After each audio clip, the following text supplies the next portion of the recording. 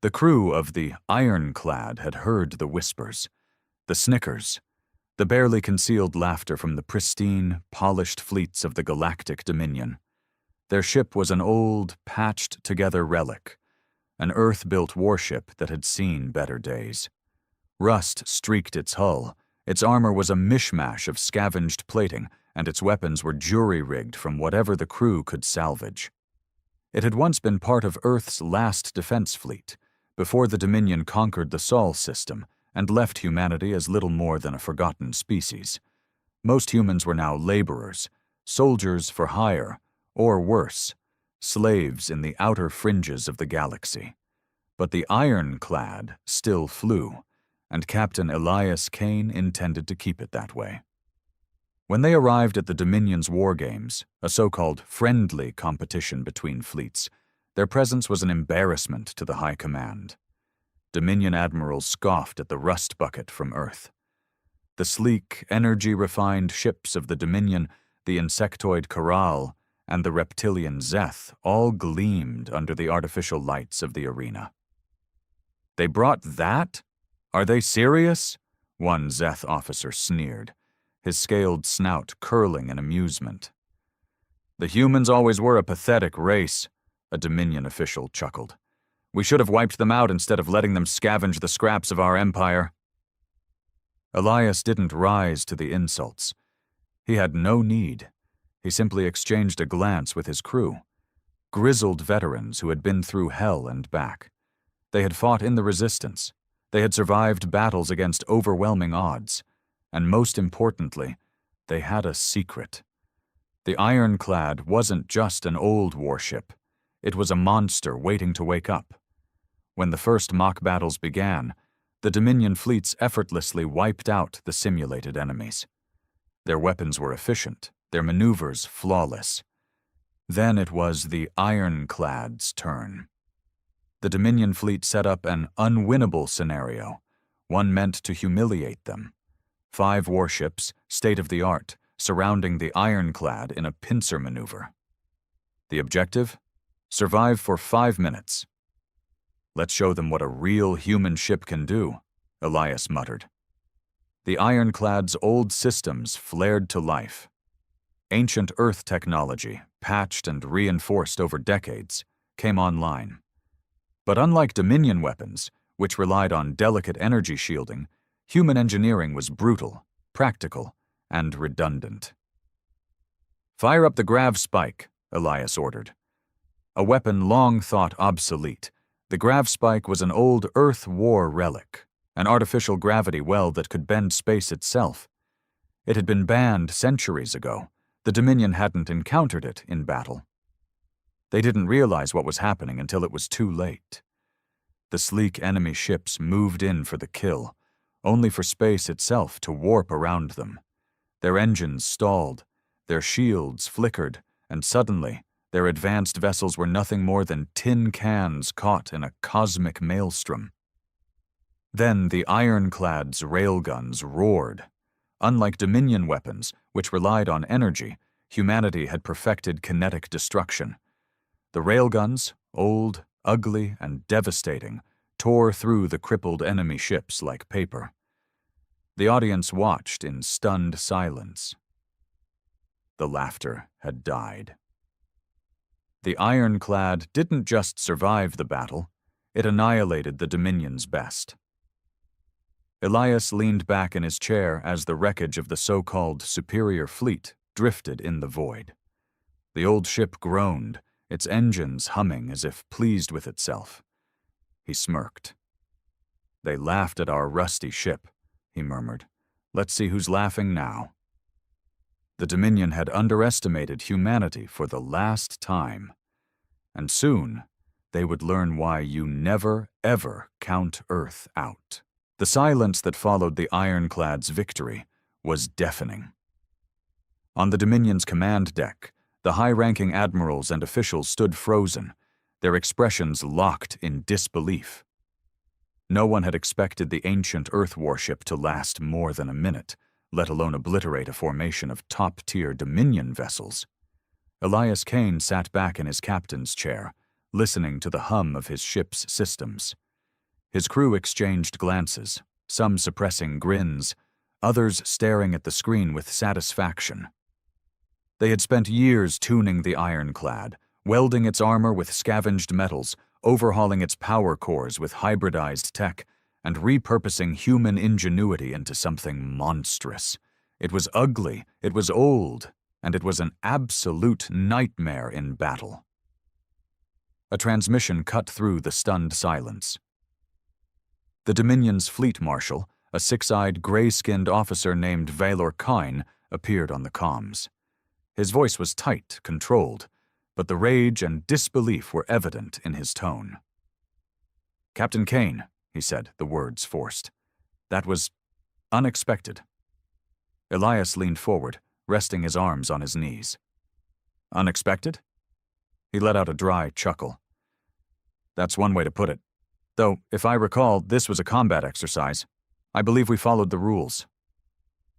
The sound of grinding teeth came through the transmission.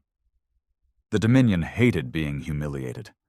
More than that, they despised the idea that humans, former subjects, nearly erased from history, had just proven themselves superior in direct combat.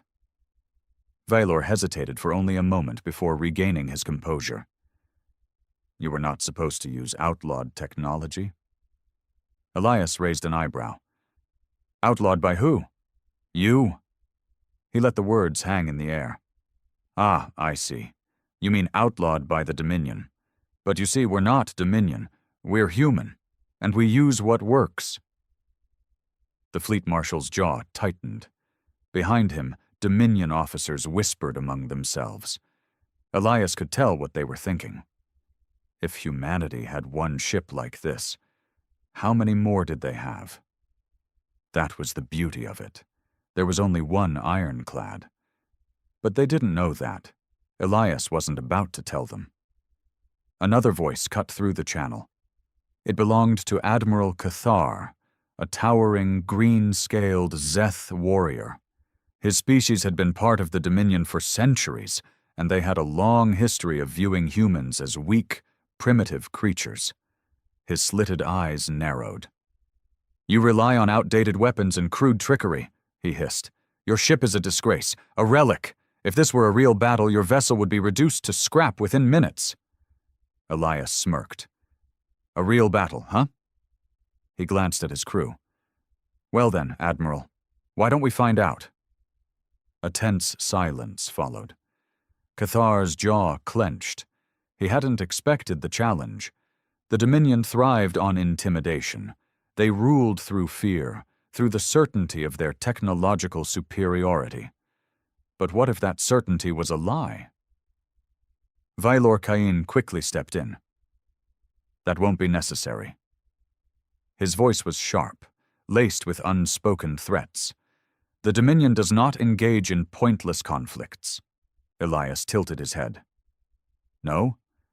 Because I'd say what just happened proves that any conflict with humans might not be as easy as you thought." The fleet marshal's nostrils flared. "Enjoy your victory while it lasts, Captain Kane, because you have just made an enemy of the most powerful force in the galaxy." The transmission cut. A slow grin spread across Elias's face. "Well," he mused, "that sounds like a problem for them." The crew chuckled. They knew what this meant. The Dominion couldn't let this stand. The ironclad had just become a symbol, a problem, a threat. And if they were coming for them? Well, Elias and his crew had plenty more surprises waiting for them. The ironclad drifted in the void, victorious but marked. Inside the ship, the crew worked with practiced efficiency, recalibrating weapons, reinforcing shields, and running diagnostics. Elias Kane stood at the bridge, arms crossed, watching the Dominion fleet in the distance. "They won't let this go," said Commander Lucia Voss, his second-in-command. She leaned against the control console, her dark eyes scanning the enemy ships. "We humiliated them, and the Dominion doesn't do humiliation." Elias nodded. "That's the fun part." A chuckle came from behind them. Chief Engineer Rourke, A barrel-chested man with grease-stained hands smirked. They think we're some kind of secret superweapon program. He patted the bulkhead. If only they knew this old girl was held together with spit, duct tape, and pure human stubbornness. Elias smirked. Let them think whatever they want. The longer they hesitate, the better. But hesitation wouldn't last long. The Dominion wasn't the type to lick its wounds and move on. They would come back, harder, angrier, and with orders to erase the ironclad from existence. A sharp beep interrupted his thoughts. Tactical Officer Lin tapped at his screen. Captain, incoming transmission. Elias raised an eyebrow. From the Dominion? Lin shook his head. Number unknown source. Secure channel. That got his attention. Put it through, he ordered. The screen flickered. A moment later, a face appeared. Human. An older man, rugged with graying hair and a scar running down his left cheek. His uniform wasn't Dominion, nor was it part of any recognized Earth military. But the insignia on his shoulder? Elias felt a slow grin creep onto his face. The ironclad, the man said. Didn't think I'd ever see one of you in action again. Elias crossed his arms. And you are? The man smirked. Call me Admiral Grayson, and I think it's time we had a talk. The bridge was silent. Everyone knew the name. Admiral Grayson had been one of the last commanders of Earth's resistance fleet, the fleet that had been wiped out when the Dominion took Sewell, or so everyone had thought. Elias exhaled sharply. I was under the impression you were dead. Grayson chuckled. That's what the Dominion wanted you to think. His expression turned serious.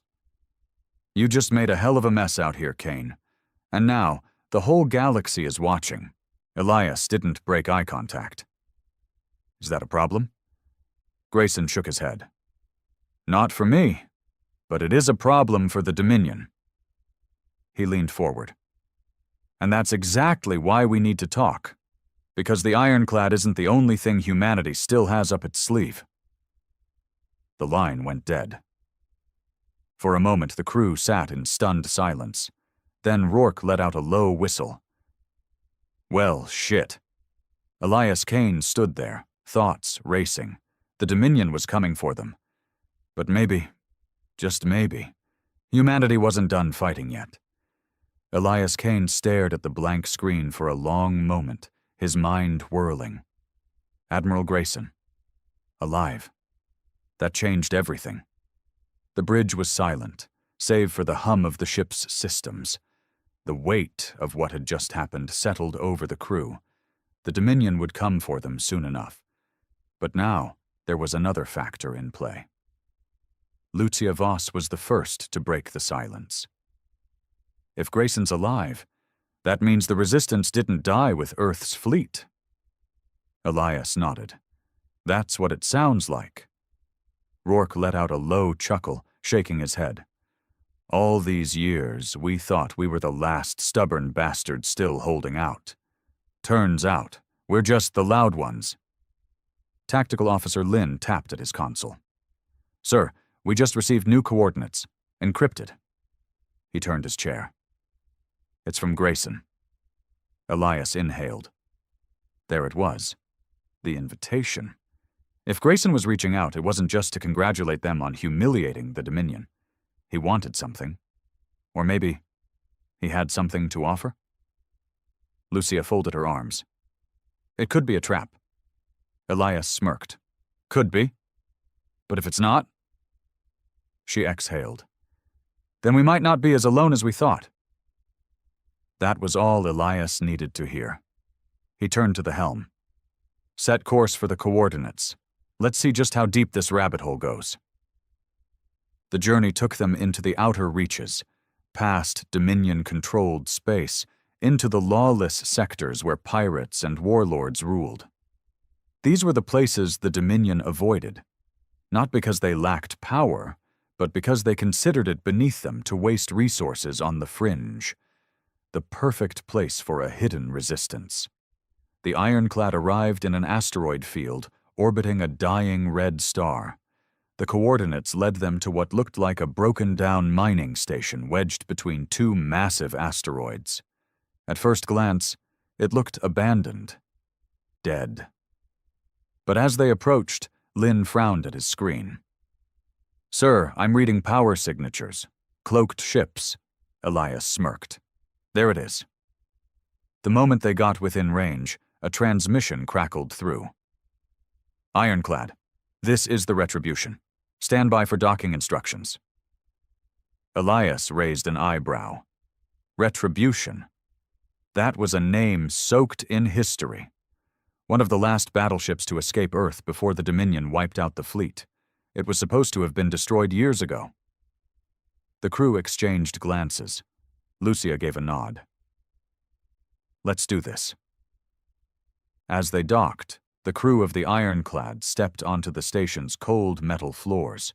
Armed soldiers, human soldiers, greeted them, their uniforms stitched together from old Earth military gear and scavenged armor.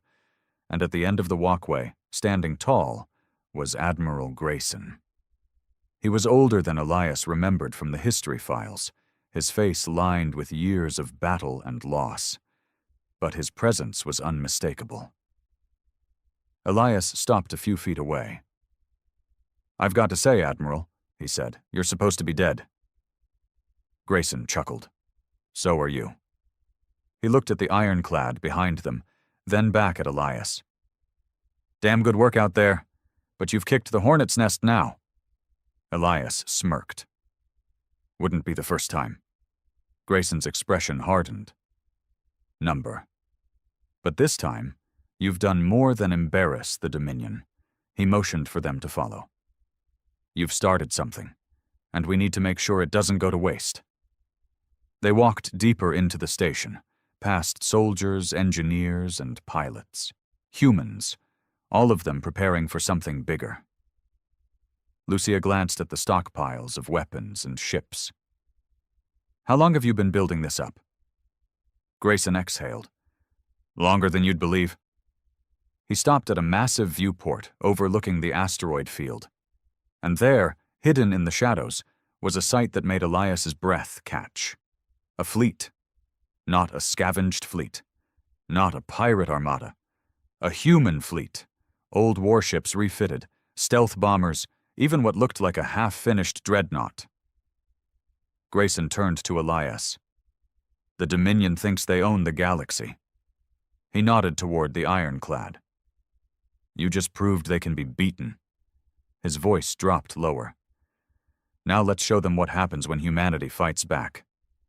Elias stared out at the fleet, a slow grin forming. This wasn't just survival anymore. This was war. Elias Kane took a slow breath, his eyes locked on the fleet before him. Humanity's last stand wasn't over. It had only been waiting, hidden in the dark. The Dominion thought they had crushed Earth, that they had wiped out its resistance, but here, floating in the shadows of an asteroid field, were warships that had defied extinction. He turned to Admiral Grayson. "How many ships do you have?" Grayson's scarred face was unreadable. "Not enough." Elias smirked. "That's always the answer." Grayson nodded. "We've been building for years, raiding Dominion supply chains, stealing tech, refitting whatever we can, but our numbers are nothing compared to theirs." His voice lowered. "That's why what you did with the ironclad is so damn important." Elias raised an eyebrow. "You mean embarrassing the Dominion on a galactic stage?" Grayson's lips curled into a small grin. "I mean proving that they're not invincible." He crossed his arms. "The galaxy's been under Dominion rule for so long that everyone's forgotten what it's like to fight back. But you just reminded them." Lucia Voss, standing beside Elias, frowned. "So what's the next move?" Grayson turned, walking toward a holotable. The lights flickered to life, displaying a star map. "This," he said, pointing to a system on the edge of Dominion-controlled space, is Tyrus 9. It's a mid-tier Dominion outpost, not heavily guarded, but it's important. It supplies fuel and resources to several frontline fleets. If we take it, we send a message. Elias studied the map. You want to hit the Dominion where it hurts. Grayson's expression hardened. I want to remind the galaxy that humanity isn't done. A long silence filled the room as Elias considered the plan. The Dominion wouldn't expect an attack, not from humans. They would see the ironclad stunt as an isolated incident, an annoyance. But if they struck again, if they took Tyrus 9, then the Dominion would know that humanity wasn't just surviving. It was fighting back. Elias finally exhaled. All right, he said, a slow grin forming.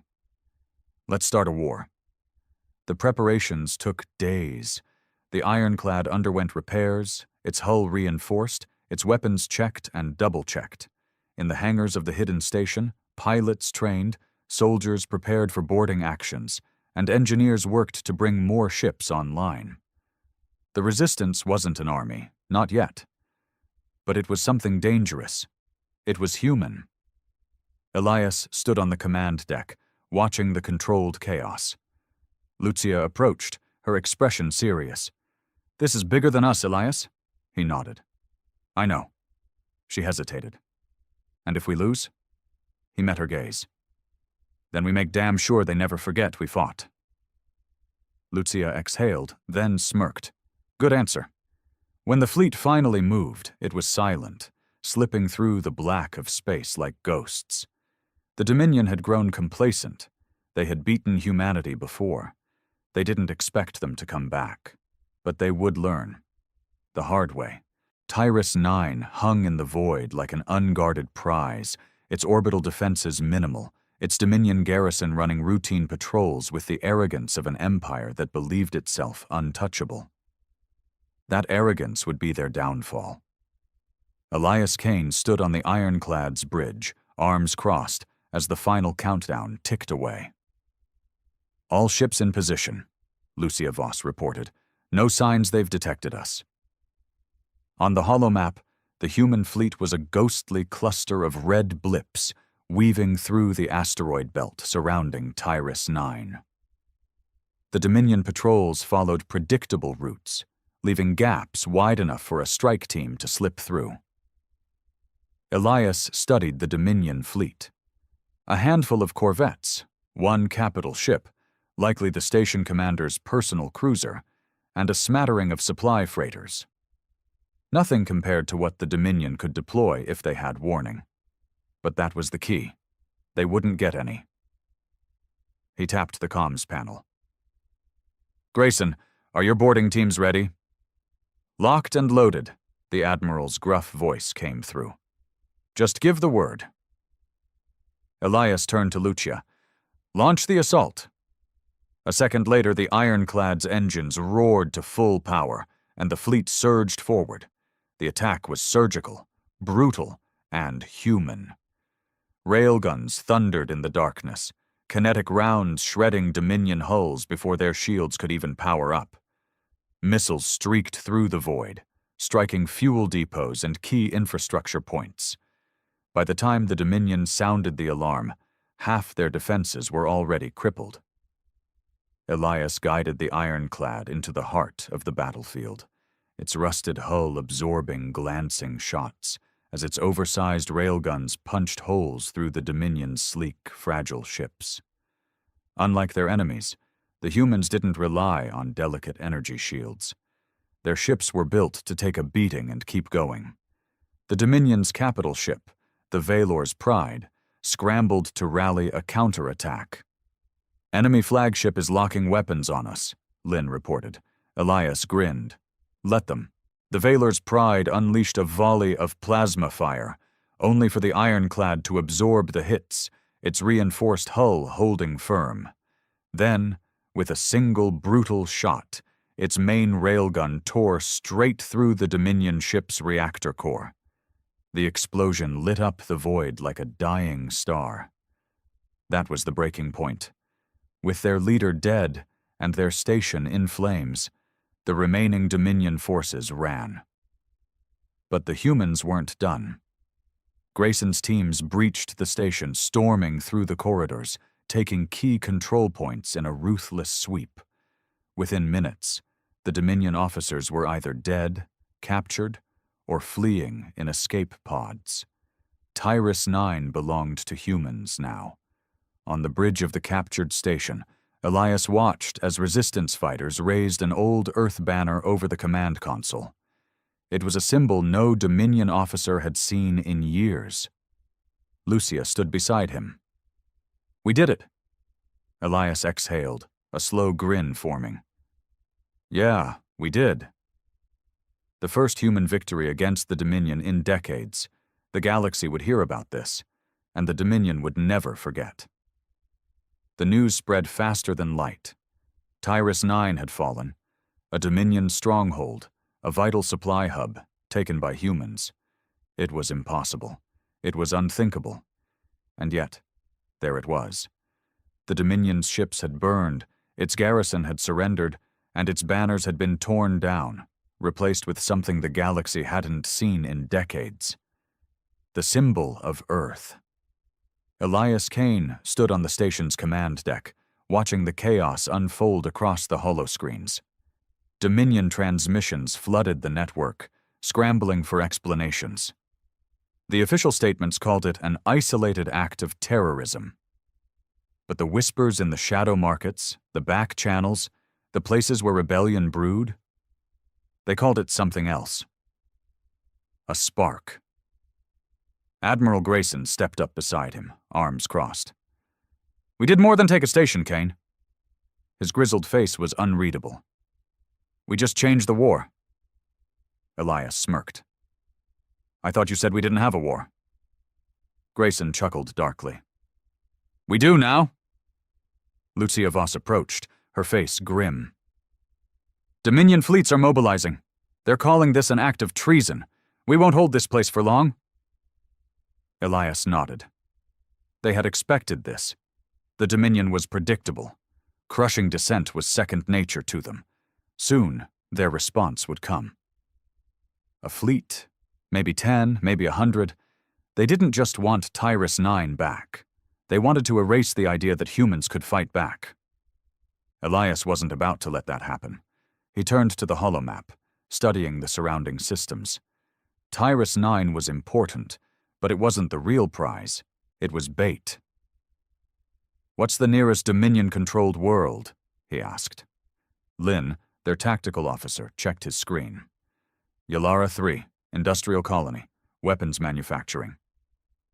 He hesitated. "Heavy defenses, though," Elias grinned. "Perfect," Lucia's eyes widened. "We just took a station, and now you want to hit a world?" Elias leaned against the console. "They expect us to sit here and defend Tyrus 9 like it's the only thing we've got." He tapped the map. "But what if, instead of waiting for them to crush us, we hit them again?" Grayson exhaled. "You want to take the fight straight to them?" Elias met his gaze. "I want to show them that humans don't just survive." His voice was cold. "We win." A silence passed through the room. Then, slowly, Grayson grinned. "Well," the Admiral said, "let's give the Dominion something to fear." Preparations moved fast. The ironclad was patched up, its railguns reloaded, its hull reinforced with whatever scrap they could scavenge. The human fleet, now bolstered with captured Dominion tech, was running at full capacity. And in the darkness beyond Tyrus 9, the Dominion fleet was coming. But they wouldn't find what they expected. They would find nothing, because the humans wouldn't be there to defend the station. They would already be on the move. They would already be striking again. The ironclad led the fleet away from Tyrus 9 under cover of darkness, slipping through the void like a predator on the hunt. When the Dominion arrived in full force, hundreds of ships, a show of overwhelming might, they found the station barely defended. Only a skeleton crew remained, broadcasting a single, taunting message on repeat. "You're too late." The Dominion had expected to crush a desperate defense. Instead, they had walked into an empty battlefield.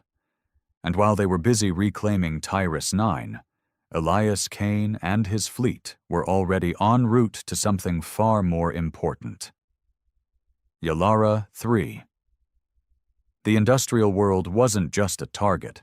It was the lifeline of the Dominion's war machine. Factory cities stretched across the surface, churning out weapons, armor, and munitions for the Dominion's never-ending conquests. Take Tyrus 9, and you made a statement. Take Yalara 3, and you crippled the Empire's ability to fight. On the Ironclad's bridge, Elias studied the tactical display as they neared the planet's orbit. Unlike Tyrus 9, this place was fortified. Orbital defense platforms, ground-to-space artillery, and a standing fleet patrolling the skies. A direct assault would be suicide, which is why they weren't attacking like the Dominion expected. "Voss," Elias said, glancing at his second-in-command. "You ready?" Lucia grinned. "Oh, this is going to be fun." The fleet didn't slow as it reached Yalara 3. They accelerated, straight toward the Dominion defenses. Alarms screamed across the planet. Fighters scrambled, turrets locked on, and the Dominion fleet formed up for battle, believing that the humans were about to engage in a full frontal assault. They were wrong. Just before they hit the engagement zone, the Ironclad and its fleet executed a maneuver that no Dominion ship would ever attempt, because no Dominion ship was stupid enough to try it. They dove straight into the planet's atmosphere. The Dominion fleet hesitated for a split second, uncertain, confused, before pursuing. But that hesitation was all the humans needed. The Ironclad tore through the clouds, its rusted hull shaking under the pressure, its engines screaming as it dropped like a meteor toward the surface. On the ground, Dominion officers barely had time to react before the sky opened up and death rained down. Human dropships burst from the fleet, deploying strike teams into factory districts, hitting fuel depots, sabotage crews slipping into Dominion strongholds before alarms could even finish blaring. And above them, the Dominion fleet found itself in chaos. The Dominion never fought inside atmosphere. Their ships were designed for space combat, delicate shields, fragile hulls that couldn't withstand the turbulence of a planet's gravity well. But human ships? They were built to survive the impossible. Railguns fired point-blank at enemy ships struggling against the planet's pull. Dominion fighters swerved wildly, unused to the storm force winds. And in the middle of it all, the Ironclad roared, its brutal, ancient weapons tearing through the Dominion's finest, like they were nothing. On the ground, the resistance forces fought like demons. Elias himself led the charge through a Dominion weapons facility, his pulse rifle slung over his shoulder, his team blasting their way through enemy defenses. Explosions rippled through the complex as fuel lines ruptured, fire and chaos consuming everything. He tapped his comms. "Status?" Lucia's voice came through. "Main factories are down. Dominion Command Center is burning." A pause. Then, with a grin, "We just stole their own weapons and turned them on their security forces." Elias chuckled. "Now that's poetic justice." The Dominion was in full retreat. In hours, humanity had done what no species had dared to attempt. They hadn't just won a battle. They had ripped the Dominion's war machine apart, and the galaxy was watching. On the bridge of the Ironclad, Elias leaned against the console, watching the fires still burning on the surface of Yalara 3. The resistance fleet regrouped, Dominion prisoners were secured, and the stolen munitions were loaded aboard their ships. Admiral Grayson stepped beside him. "They'll send everything they have now." Elias nodded. "Good." Grayson chuckled. "You want them to come after us?" Elias smirked. "I want them to chase us." He turned to the star map. "We just cut off one of their arms. Now we start carving up the rest." Lucia stepped forward, crossing her arms. So where do we hit next? Elias looked at the Dominion-controlled systems flashing red on the map. Then he grinned. Everywhere. The Dominion response came faster than expected.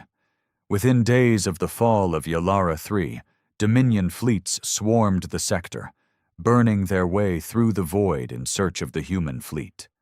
News spread across the galaxy.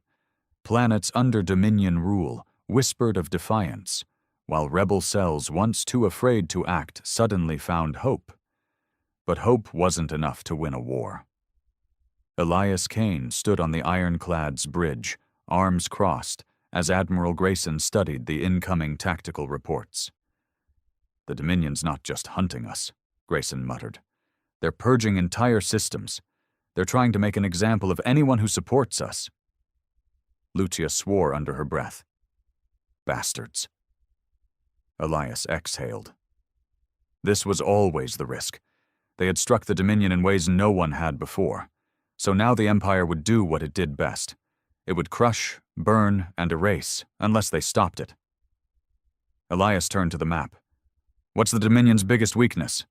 Lynn, their tactical officer, hesitated. Aside from their arrogance? Elias smirked. Aside from that? Grayson stroked his chin. Logistics. He pointed to the holomap. They rule through fear, not loyalty. Their fleets rely on supply lines, their soldiers on credits. If we hit their economic centers, we do more than hurt them. His eyes darkened. We make it impossible for them to fight. Elias nodded.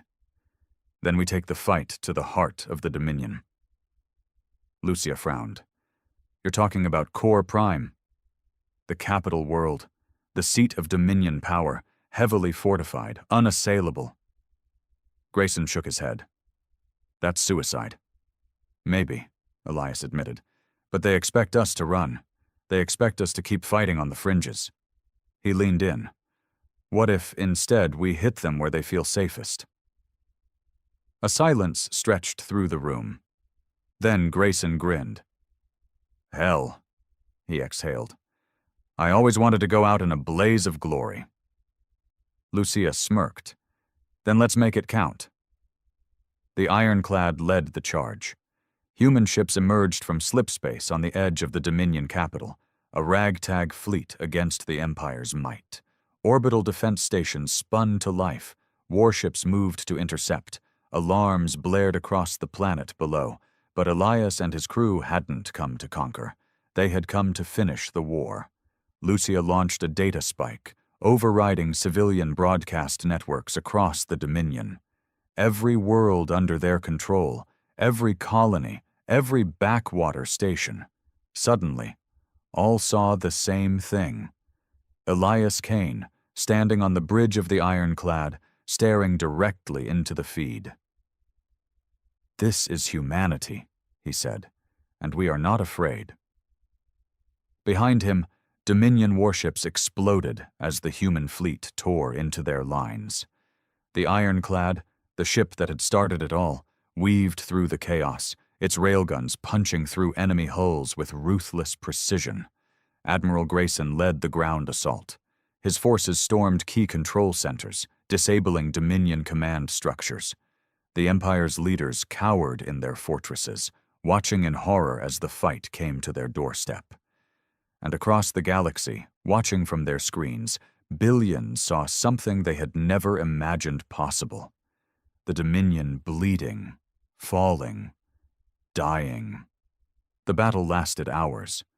The Dominion fought like a cornered beast, desperate and brutal. But for the first time in history, they were on the losing side. Rebellions ignited across the galaxy. The Dominion's fleets, stretched too thin, fractured. Planets rose up. The empire that had ruled for generations found itself crumbling. And at the heart of it all, Elias Kane stood on the shattered bridge of the Dominion flagship, looking down at the planet below. Smoke rose from the capital. The Dominion banners burned. Lucia approached, blood on her face, a wild grin in her eyes. It's over. Elias exhaled. No, he said. staring at the stars beyond. It's just beginning. The Dominion was finished. Now they had to build something better.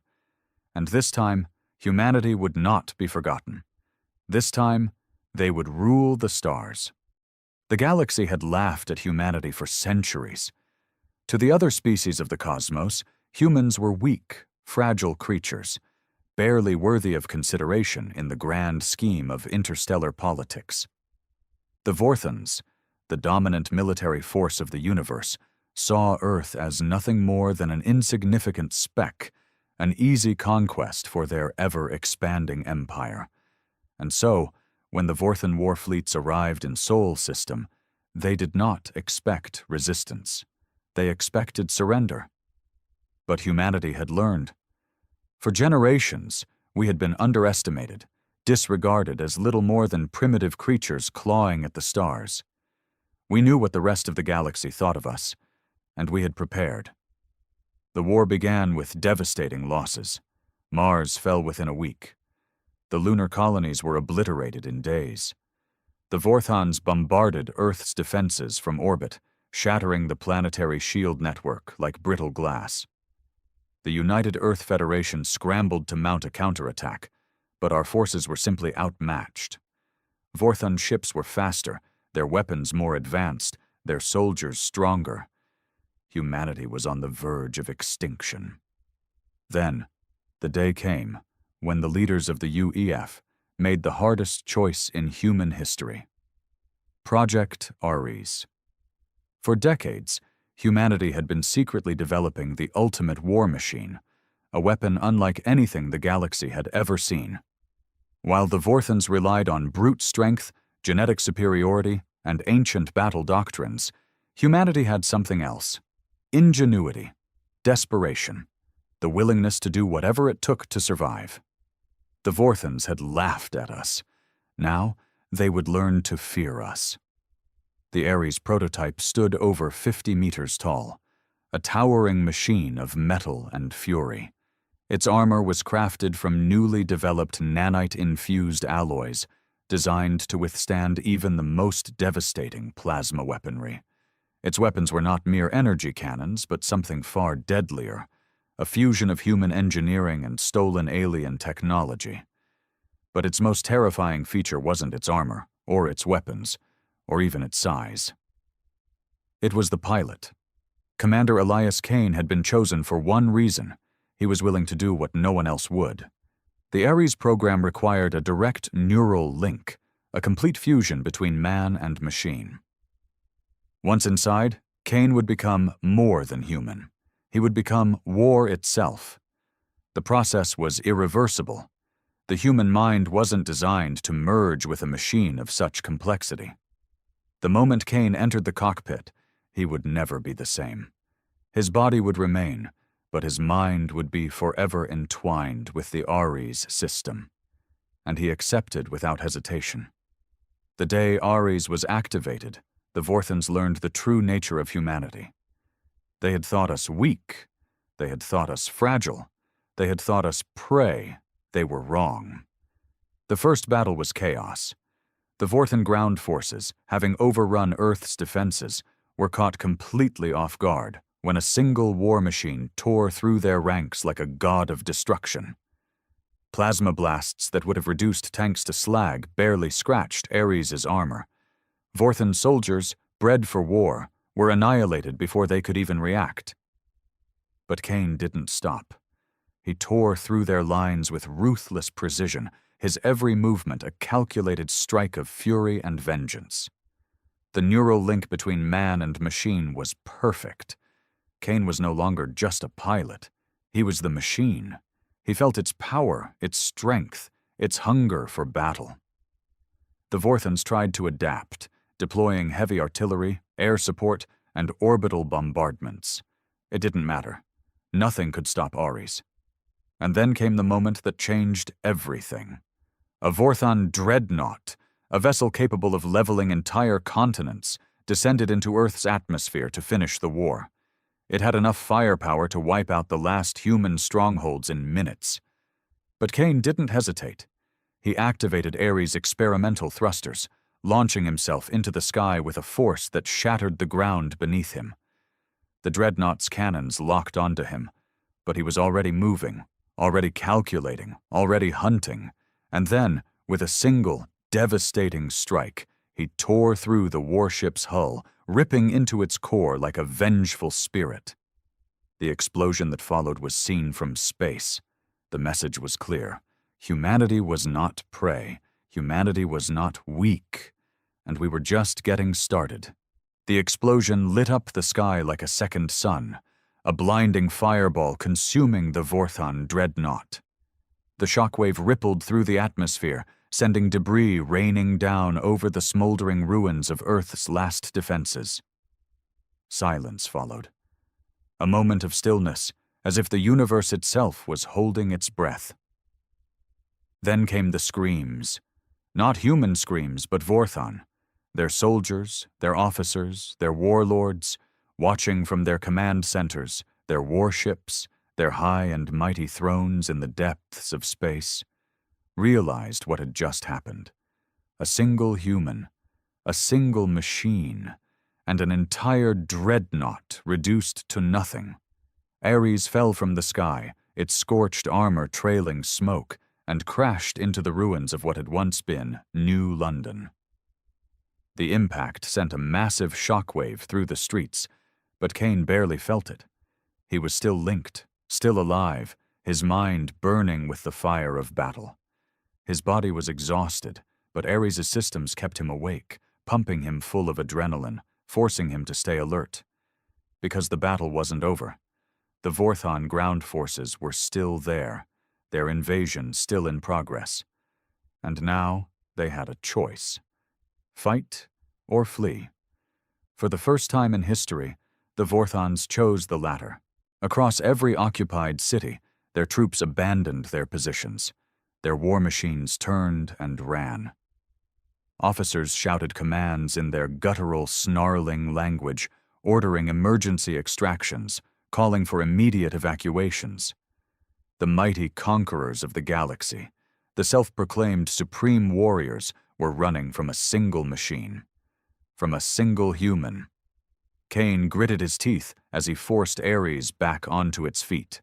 The neural link pulsed through his brain, thoughts merging with code, instincts translating into mechanical motion. His vision flickered, systems struggling to maintain full functionality. The damage from the fight was severe, but he didn't care. He had a war to finish. "Command, this is Kane," he growled through the comms, his voice raw. "Status report." Static. Then a weak signal came through.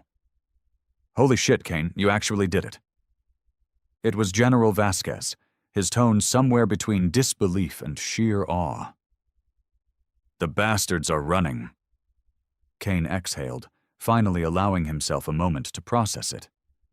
The Vorthons, the species that had razed Mars, that had shattered Earth's fleets, that had declared humanity unworthy of existence, were fleeing. But Kane knew better than to celebrate too soon. "They'll be back," he muttered, scanning the battlefield. "They don't take defeat lightly." "Maybe, but they won't forget today," Vasquez replied. "And they sure as hell won't forget you." The words sent a strange chill through Kane's spine. He wasn't just a soldier anymore. He wasn't even just a man. He was something else now, something the galaxy would fear.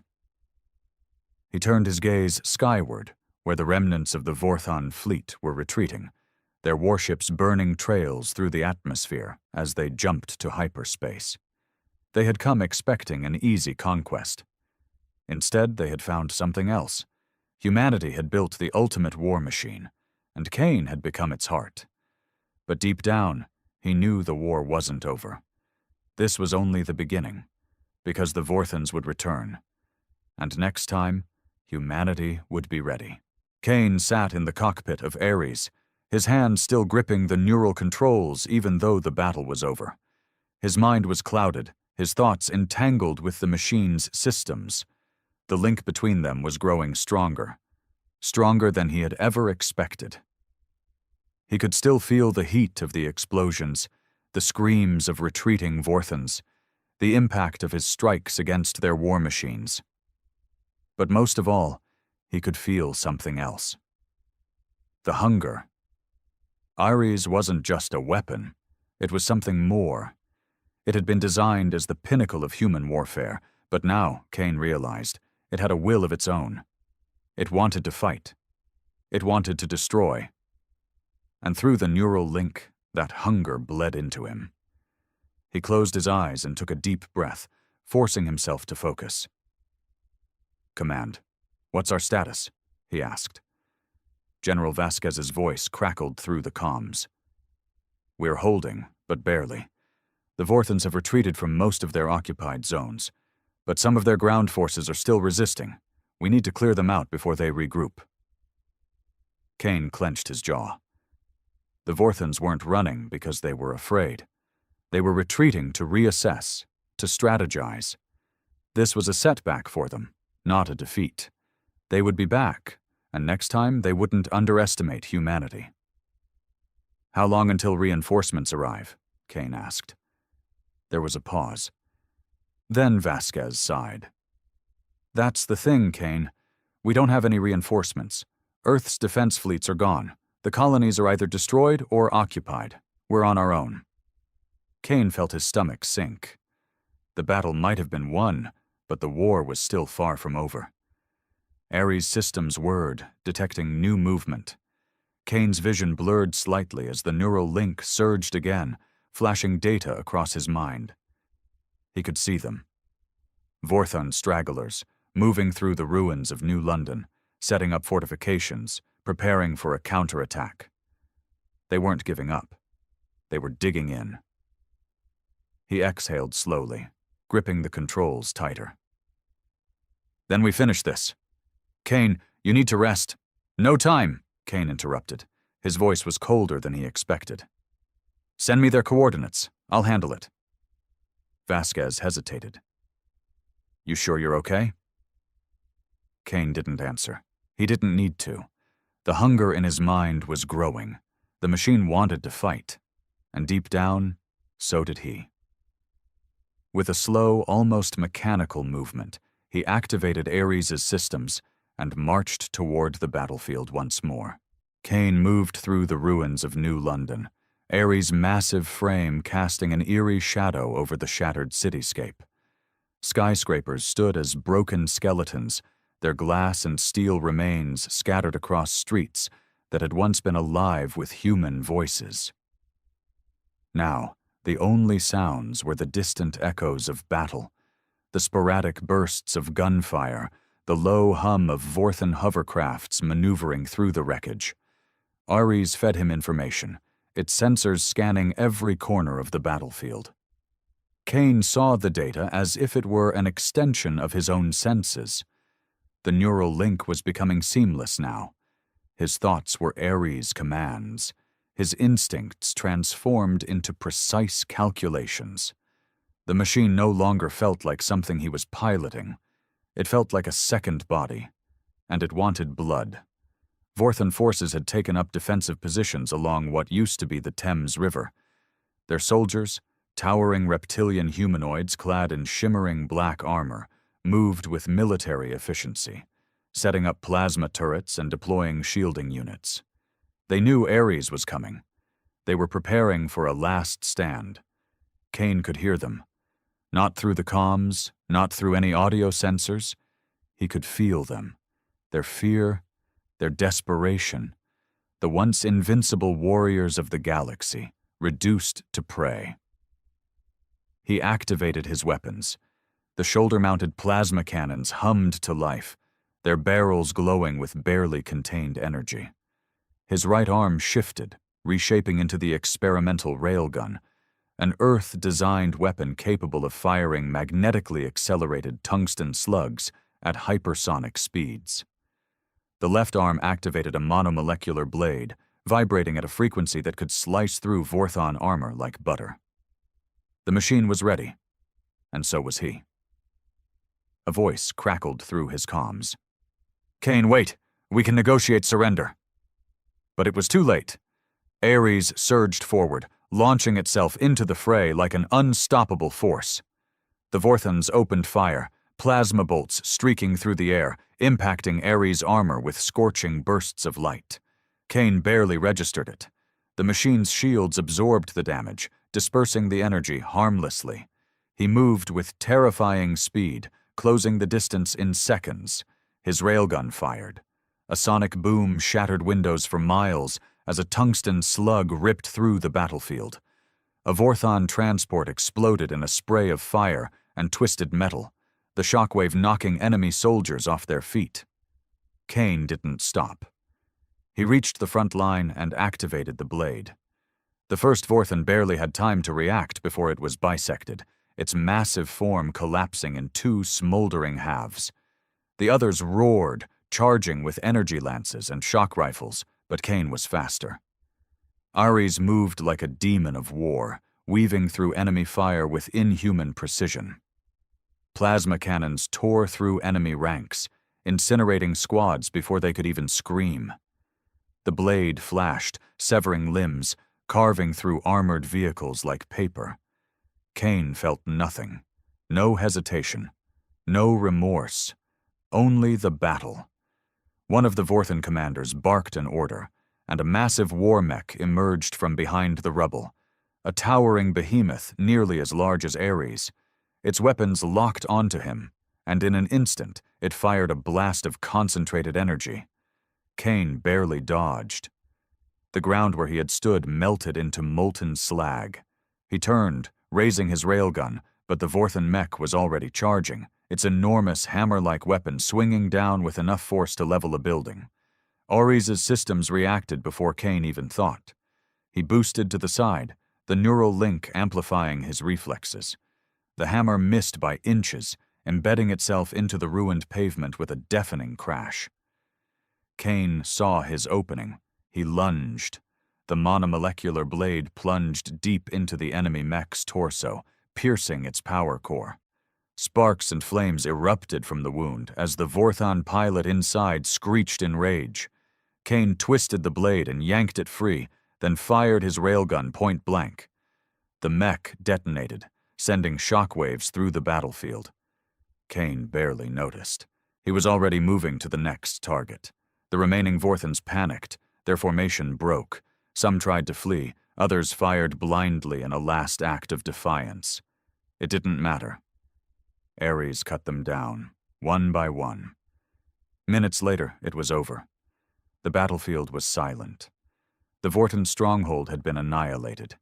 Their bodies lay in smoldering heaps, their machines reduced to scrap. Kane stood amidst the carnage, his breath ragged, his pulse slow. Ares' systems hummed, awaiting his next command. But there was nothing left to fight. He exhaled, his hands trembling slightly. The neural link pulsed again, and for a brief moment he felt something. Unsettling. Satisfaction. Not his own. Ares. The machine had enjoyed this. Kane clenched his fists. He could still feel the hunger inside him, growing stronger with every battle. The line between man and machine was blurring, and he wasn't sure if he could stop it. The comms crackled again. General Vasquez's voice was quiet. Kane, what the hell have we created? Kane didn't have an answer. He turned his gaze to the sky. The Vorthons had retreated for now, but they would return. Stronger. More prepared.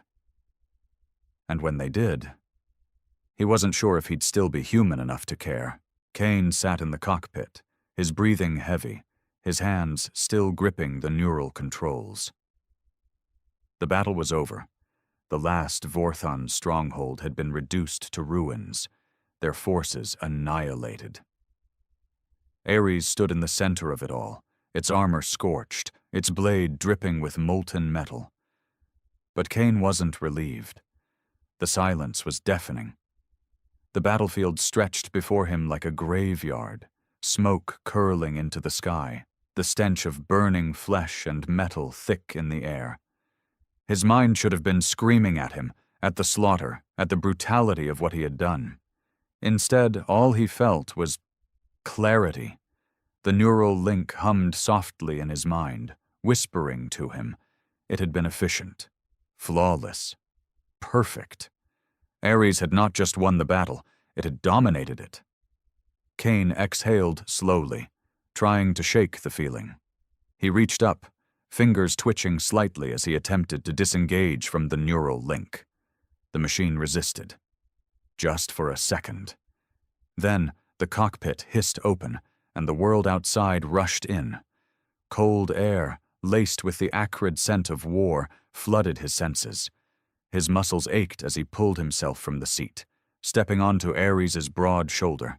Below, UEF soldiers were moving cautiously through the wreckage, their faces a mix of awe and unease. Some of them barely looked at him. Others couldn't stop staring. Kane had seen that look before. Fear. He dropped down from Ares, his boots hitting the charred pavement. The moment his feet touched the ground, the soldiers stiffened, stepping back slightly. He wasn't sure if they were giving him space out of respect, or if they were afraid to get too close. He couldn't blame them. A lieutenant approached, his uniform still covered in soot from the battle. "Commander Kane, sir." He hesitated, swallowing hard. The Vorthans are retreating across the entire planet. "We've won." Kane nodded, glancing at the sky. The Vorthon fleet had mostly vanished into hyperspace. Only a few wrecks remained in low orbit, silent reminders that even the galaxy's most feared warriors could bleed. But he knew it wasn't over. Not really. "How many casualties?" Kane asked. The lieutenant hesitated. "On our side? High. We lost nearly 70% of our ground forces before you arrived. Civilians." He trailed off, shaking his head. "We don't have the numbers yet." Kane closed his eyes. 70%. The Vorthans had come to wipe humanity from existence. They had come to make an example of Earth, to show the rest of the galaxy that resistance was futile, and they had nearly succeeded. If Ares hadn't been activated. He didn't finish the thought. He didn't need to. General Vasquez's voice came through his earpiece. "Kane, get back to HQ now!" There was something in his tone. Urgency. No, more than that. Concern. Kane turned away from the battlefield and climbed back into Ares. The neural link reactivated the moment he sat down, wrapping around his mind like a second skin. He barely had to think before Ares moved, its massive frame striding toward the last standing human stronghold. Even as he walked, he felt it again. That whisper in his mind, that hunger. Ares had tasted war, and it wanted more. 40 minutes later, Kane stepped into the war room of the UEF Underground Command Center. The air was thick with tension. Officers gathered around flickering holographic displays, their faces pale. Vasquez stood at the center of it all, arms crossed, his expression unreadable. "What's going on?" Kane asked. The general exhaled through his nose. "We intercepted a transmission from the Vorthon High Command." Kane frowned. "They're calling for reinforcements, aren't they?" Vasquez shook his head. "Number, they're doing something worse." He tapped a console, and the room filled with the deep, guttural voice of a Vorthon warlord. The translation system processed it in real time, the words clear, cold, and dripping with rage. Earth was supposed to be a lesson. Instead, it has become an infection. This Ares must be purged from existence. Humanity must be erased before it spreads further. The recording cut off. Silence hung in the air like a death sentence. Kane exhaled. "They're scared." Vasquez nodded. "They are, and that makes them dangerous." Another officer spoke up. "The Vorthans don't just want revenge. They want to ensure humanity never becomes a threat again. We've confirmed reports that their empire is mobilizing their full war machine." Kane's eyes narrowed. "Full war machine?" Vasquez met his gaze. Every fleet, every soldier, every weapon they have. They're not coming to conquer anymore. He paused. They're coming to exterminate us. The room was deathly silent. Kane felt the neural link pulsing faintly in the back of his skull. Ares' systems were responding, reading his thoughts, anticipating his next move. The machine wasn't afraid. If anything, it was ready. Kane clenched his fists. They want a war? His voice was cold. Then let's give them one. The war room erupted into a chaotic mix of shouting and hurried discussions. Officers scrambled to relay orders, analysts pored over data streams, and Vasquez stood in the center of it all, his face grim. The weight of the entire species' survival pressed down on the room like a crushing force. Kane, however, felt something else. Excitement. The neural link pulsed in the back of his skull, feeding him information faster than his mind could fully process. He could feel Ares waiting for him, its systems primed, its weapons ready. The machine had no fear, no hesitation. It only had a purpose. And so did he. Vasquez turned toward him. Kane, we need a plan, and we need it now. Kane crossed his arms. How long until the Vorthon fleet arrives? A young lieutenant, her face pale, checked a data pad. Based on their last known trajectory, we estimate... She hesitated. 72 hours. 3 days. Kane's jaw tightened. Not nearly enough time. The last battle had cost humanity dearly. Most of Earth's defenses were in ruins. The fleet was decimated. What little remained of the UEF military was scattered across the planet, barely holding together. They weren't just outnumbered. They were outgunned, outmatched, and running out of time. Vasquez exhaled. We can't hold out against the full weight of the Vorthon Empire. Not like this. We don't have to, Kane said. His voice was steady, cold. We don't fight them head on. We take the fight to them. The room fell silent. Vasquez frowned. Explain. Kane stepped forward, his mind already racing through calculations, simulations, probabilities. Ares was feeding him ideas, refining them, optimizing them. The war machine wasn't just a weapon. It was a strategist. And now, so was he. They expect us to wait here and die, Kane said.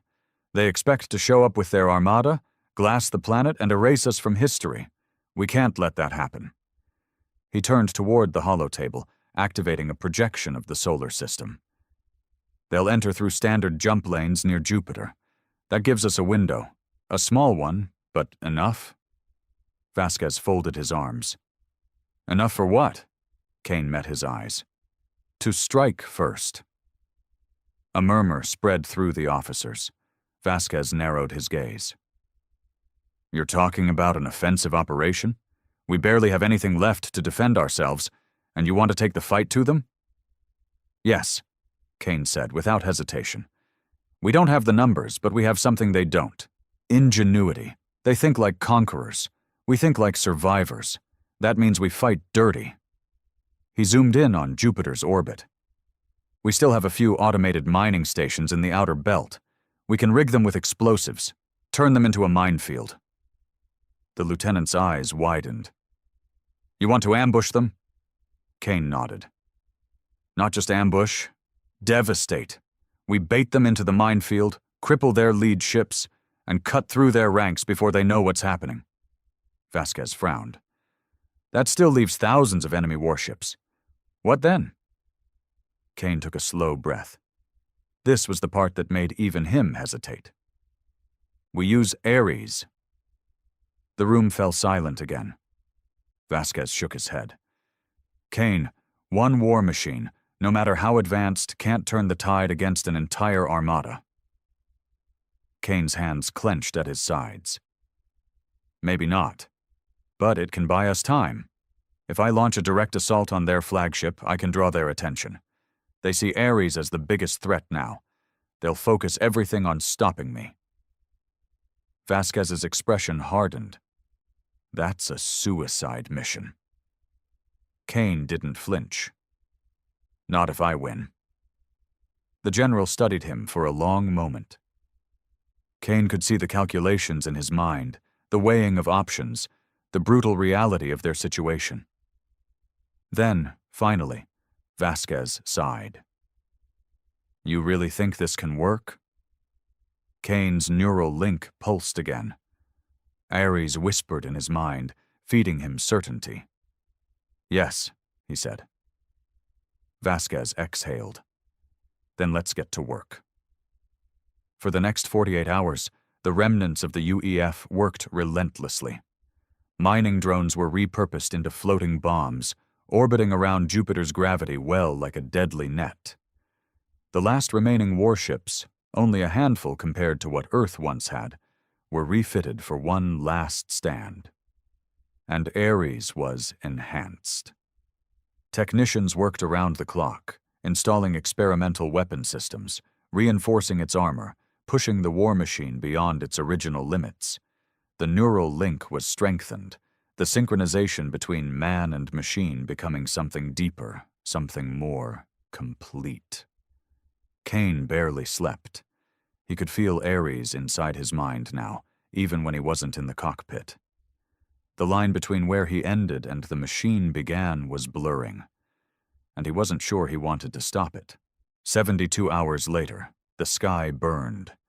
The Vorthon fleet arrived in perfect formation, their warships emerging from hyperspace like an unstoppable tidal wave. Thousands of vessels, each one capable of wiping out cities with a single barrage, darkened the void above Jupiter. Their confidence was absolute, their victory inevitable until the mines detonated. Fire erupted across the fleet as dozens of Vorthon ships were torn apart in an instant. Explosions rippled through their ranks, breaking formation, sowing chaos, and in the middle of the confusion, Ares launched.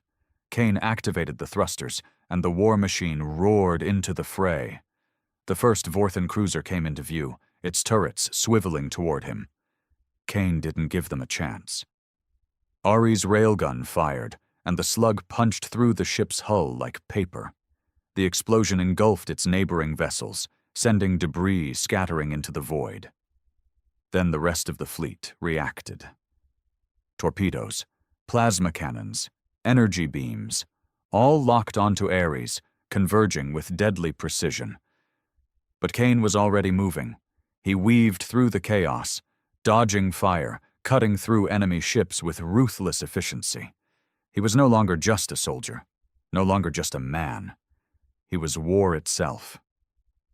But as he tore through the fleet, something unexpected happened. Ares' neural link surged, stronger than ever.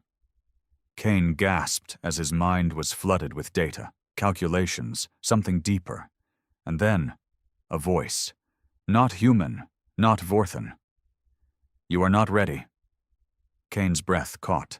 A presence, something vast, ancient, watching from the shadows of the cosmos. And it wasn't Vorthon. Before he could react, something in the void moved. And the real war began. Kane's breath hitched as the neural link pulsed violently, overwhelming his senses with a flood of foreign data. Ares trembled beneath him, not from damage, not from the Vorthon's attacks, but from something else. Something unseen, something watching. The voice echoed again, reverberating through his skull like a whisper from the void itself. You are not ready. For the first time since the war had begun, Kane felt something alien claw at his mind.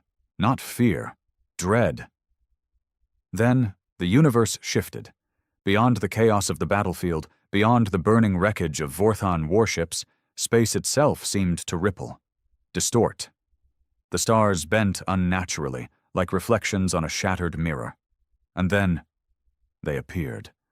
Massive, monolithic shapes materialized from nothingness. Darker than the void, their surfaces absorbed all light, their forms twisting in ways that made no sense. Ships, beings, machines? Kane couldn't tell, but the Vorthons recognized them, And they panicked. The mighty conquerors of the galaxy, the same species that had come to wipe out humanity, were now scrambling in desperation. Warships that had been firing relentlessly at Earth's last defenses suddenly cut engines and turned to flee. Flee. The comms exploded with garbled Vorthon transmissions, their guttural language layered with a primal terror Kane had never heard from them before.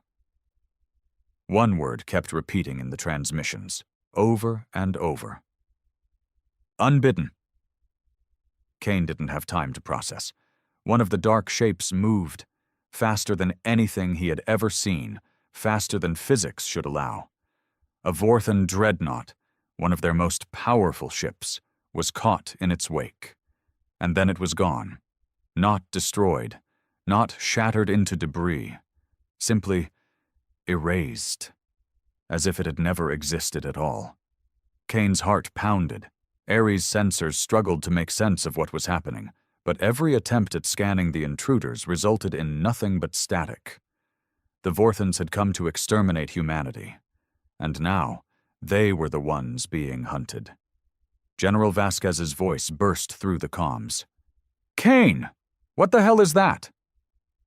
Kane barely found his voice. "I don't know." Another ripple.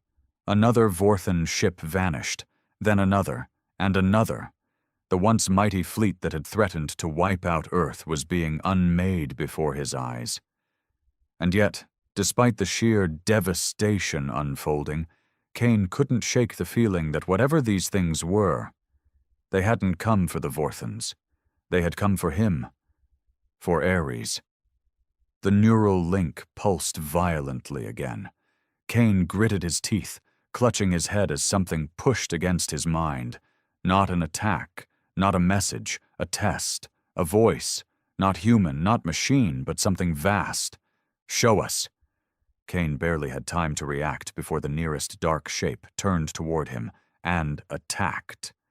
Ares' systems screamed warnings as something invisible, ripped toward him at impossible speed. Kane's instincts took over, thrusters firing as he barely dodged. Where he had been an instant ago, space itself seemed to fold in on itself, as if reality had tried to swallow him whole. Kane gritted his teeth. "All right, you son of a bitch." His hands gripped the controls. "Let's see what you've got." He activated the railgun. The barrel hummed with energy as a tungsten slug launched at hypersonic speed and passed right through the entity. The projectile didn't impact, didn't explode, didn't exist anymore. Kane's blood ran cold. "What the hell?" The entity moved. Another ripple, another impossible lunge. Kane barely managed to dodge again, his mind working overtime. Every strategy, every combat experience, every instinct screamed at him. This isn't a battle you can win. But Ares' neural link told a different story. The war machine wasn't afraid. It understood something Kane didn't. And then, Kane felt his own mind shift. The link deepened. His vision blurred, his senses expanded, and suddenly, he saw. Not just with his eyes, but with Ares' perception. The entities weren't invincible. They weren't untouchable. They existed on a different frequency, a different plane, but that didn't mean they couldn't be fought. And Ares had already adapted. Kane smirked. "All right, round 2. He flipped a switch, activating an experimental function. Ares' systems recalibrated, energy levels shifting, the entire machine humming with newfound resonance. He aimed, and this time, when he fired, the dark entity screamed. Darkness. Kane floated in an abyss beyond time, beyond space, beyond understanding. The neural link pulsed erratically, his mind teetering on the edge of something vast, something infinite. Ares was silent. For the first time since their fusion, Kane couldn't feel the machine. It was still there. He could sense its presence, a distant hum at the edge of his consciousness. But it was like staring into the void, reaching for something just beyond his grasp. And then the voice returned. "You are not ready." Kane clenched his fists. "What are you?" His voice sounded distant, like it was being pulled away, lost in the gravity of something enormous. The presence pulsed. It wasn't just speaking to him. It was inside him, unraveling his thoughts, peeling apart his mind layer by layer. "You are the first." The blackness around him shifted, swirling with impossible shapes, fragments of battlefields, memories of war, echoes of destruction. He saw Earth burning, the Vorthans fleeing, the unbidden tearing through the cosmos like a storm without end. "The first to hear us." Kane gritted his teeth. His heart pounded, but he forced himself to stand, if standing was even possible in this nothingness. "Why me?" A ripple in the void, a pulse of knowledge, too much to comprehend, too vast to grasp.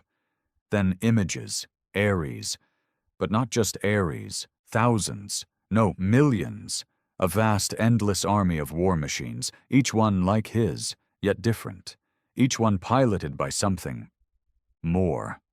Something changed, a vision of what could be or what would be. Kane's breath caught in his throat. "You want an army? You are the beginning." A realization clawed its way into his mind. The unbidden weren't invaders. They weren't a species, or an empire, or even a force of destruction. They were a correction, a force that emerged only when civilizations reached a threshold, when they touched something they weren't supposed to. Humanity had built Ares to fight the Vorthans, but in doing so, they had created something more, something dangerous, something that had to be tested. Kane's pulse pounded in his ears. "And if I fail?" Silence. Then, "Humanity will end." Kane exhaled sharply, his hands steadied, his fear, his uncertainty, his hesitation. He buried it all. His species was on the brink of extinction. Earth was in ruins. The Vorthans would return. And now, something far worse had taken notice. But Kane had never been the kind of man to run. He had been underestimated before. Humanity had been mocked before. And yet, here he stood. Here they stood. He clenched his fists. "Then I guess I don't have a choice." A pause. Then, for the first time, the voice changed. Not distant, not unknowable. Something closer, something satisfied. "Good." The void shattered. Kane gasped as reality snapped back into existence.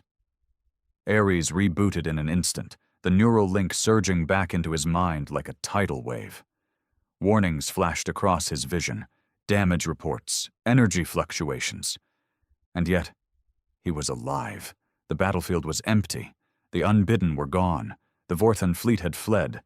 Earth was still there, scarred, broken, but alive. Kane exhaled, his hands shaking. Vasquez's voice burst through the comms. "Kane, do you read me? What the hell just happened?" Kane swallowed. How could he even begin to explain? He steadied himself, looked toward the void, toward the stars. "They're watching," he said quietly. A long silence. Then Vasquez exhaled. "Who?" Kane's grip on the controls tightened. "The ones who decide if we survive." Another pause. Then, "Are they coming back?" Kane's eyes narrowed. "They don't have to." Because now, humanity knew they existed. And Ares was just the beginning. The war wasn't over, it had just evolved.